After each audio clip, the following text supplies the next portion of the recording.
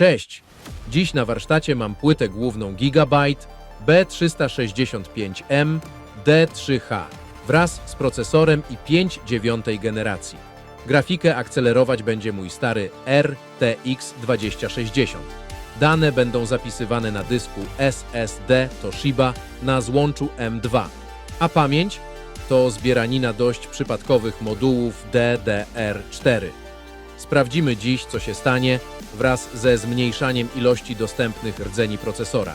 Jak wpłynie to na wydajność 3D? Zaczynamy od bazy, czyli pełnej fabryki. Mój i5 9400F działa na wszystkich 6 rdzeniach i wypluwa w 3D Marku równe 18,5 tysiąca punktów. To nasz punkt odniesienia. Zobaczmy, co się stanie, gdy zacznę go powoli kastrować. Odcinam jeden rdzeń. Zostaje nam 5. Wynik? 17 909 punktów. Spadek jest symboliczny. To zaledwie lekko ponad 3%. Szczerze? W codziennym użytkowaniu nawet byście tego nie zauważyli. Jedziemy dalej. Czas na 4 rdzenie, czyli konfigurację, która przez lata była gamingowym standardem.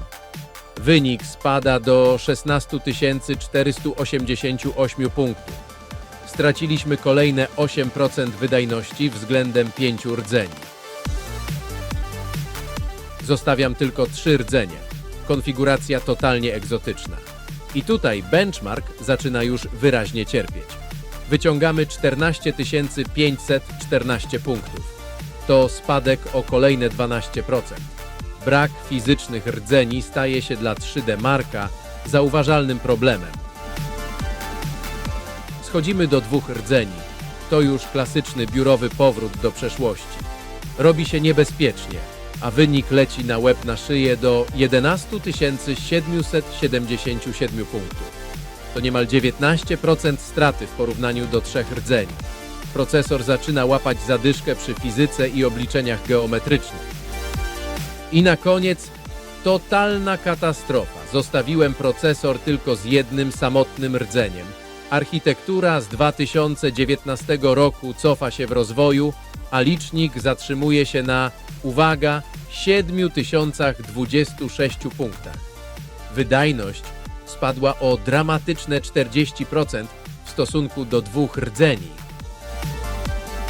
Podsumowując ten eksperyment, różnica między 6 a 5 rdzeniami jest znikoma. Prawdziwa ściana i drastyczne spadki wydajności zaczynają się dopiero wtedy, gdy schodzimy poniżej 4 rdzeni. Łącznie odcinając 5 rdzeni, straciłem aż 61,5% pierwotnej wydajności komputera. Pokazuje to jasno, że współczesne benchmarki i gry potrzebują przestrzeni do wielowątkowości, a pojedynczy mocny rdzeń to w dzisiejszych czasach za mało.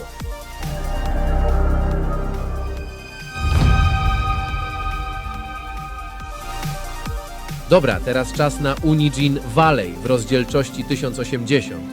I tutaj przeżyłem totalny szok. Spójrzcie na te liczby.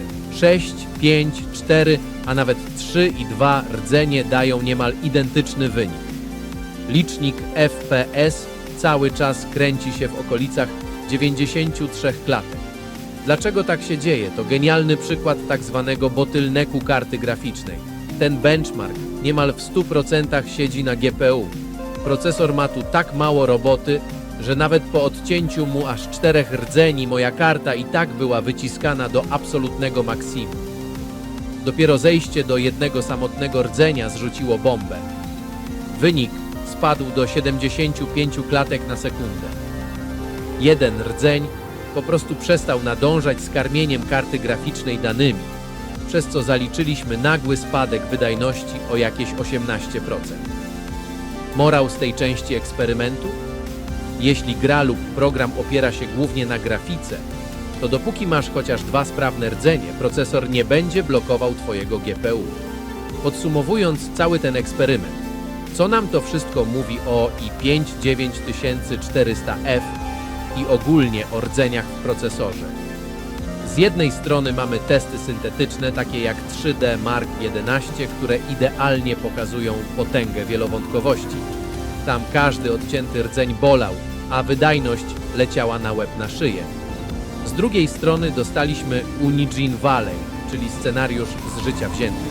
Pokazał on jasno, że w zadaniach czysto graficznych procesor schodzi na dalszy plan, a dopóki nie zostawimy go z jednym rdzeniem, karta graficzna i tak wyciśnie z siebie maksimum. Dzisiejszy werdykt? 4 rdzenie to absolutne minimum do stabilnej pracy i zabawy. Ale jeśli chcecie spać spokojnie, 6 rdzeni to wciąż optymalny standard. Na dziś to tyle, a ja się z Wami żegnam. Do zobaczenia w kolejnym odcinku.